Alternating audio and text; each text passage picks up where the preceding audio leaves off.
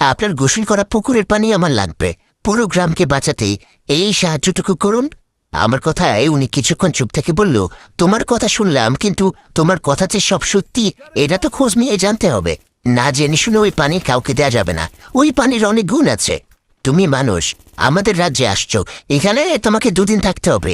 এই দুদিনে তোমার কথাবার্তা যদি আমার মনে হয় তোমাকে পানি দেয়া যায়, তাহলে আমি তোমাকে আমার পুকুরের পানি দেব, নইলে না। পরীর রানীর কথায় আমি বললাম, ঠিক আছে, আমি আপনার কথায় রাজি, কিন্তু আমার একটা ছোট শর্ত আছে। আশা করি পরী রানী আমার শর্তটা মেনে নেবে।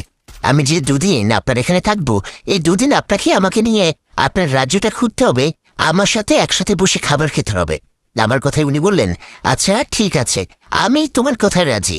তুমি হয়তো জেনে আসছো, আমি কোনো পুরুষ জিনকে আমার রাজ্যে ঢুকতে দেই না। তুমি পুরুষ, কিন্তু জিন না, মানুষ, তাই তোমাকে কিছু করলাম না। এই, ওকে ভিতরে নিয়ে যাও আর একটা ঘরে থাকতে দাও।